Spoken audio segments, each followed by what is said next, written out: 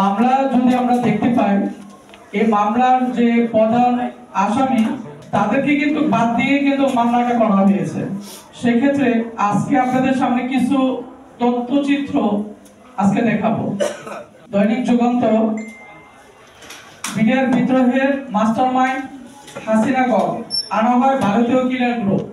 দৈনিক ইত্তেফাক, হত্যাকাণ্ডের মূল পরিকল্পনাকারী হচ্ছে শেখ হাসিনা, উনি তো আসামি হন নাই। বিডিআর বিদ্রোহে হোটেল এম্পিরিয়ালে অবস্থান ছিল খুনি ও গোয়েন্দা চক্রের। দৈনিক সচেতন বার্তা, তাহলে তারাও তো আইনের বাইরে আছে। দৈনিক জনকণ্ঠ, বিডিআর বিদ্রোহ আনা হয় ভারতীয় কিলার।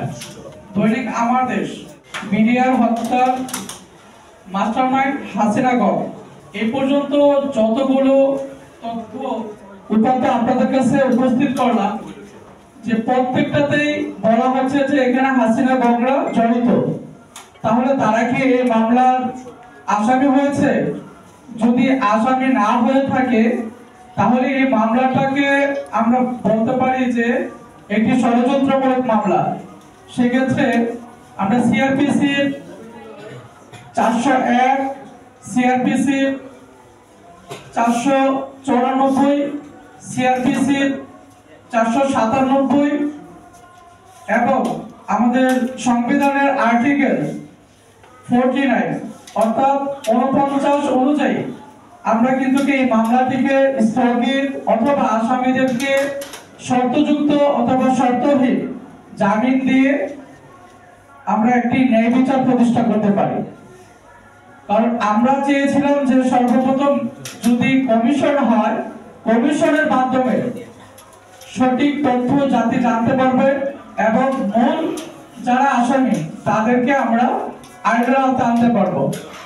তো আমার উদাহরণ আহ্বান থাকবে দেশ এবং জনগণের কাছে যে আপনারা যদি পিলখানা হত্যাকাণ্ডের যদি ন্যায় বিচার প্রতিষ্ঠা না করতে পারেন তাহলে বাংলাদেশে আর কোনো মামলা বা আর কোনো বিষয়ে ন্যায় বিচার পাবো বলে আমরা আশা করতে পারি না।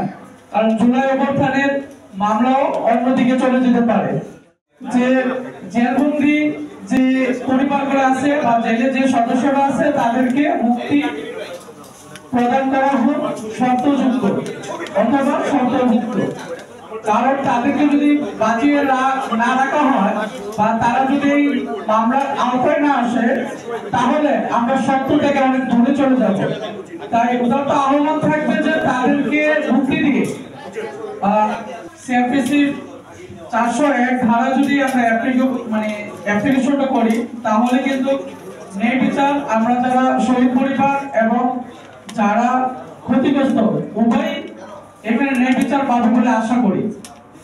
আর সর্বশেষ বিডিআর এর বিষয়ে আমি যে দাবিটা তুলতেছি এটা হচ্ছে যে জেলবন্দীদেরকে মুক্তি শর্তযুক্ত হোক বা শর্তমুক্ত এবং কমিশনের মাধ্যমে সত্য উদ্ঘাটন করে যারা দোষী তাদেরকে আইনের আওতায় আনা হোক এবং বাংলাদেশের 18,519 জন বিডিআর সদস্যকে যেভাবে চাকরিচ্যুত করা হয়েছে তাদেরকে ক্ষতিপূরণ সহ চাকরিতে পুনর্বহালের ব্যবস্থা করা হোক।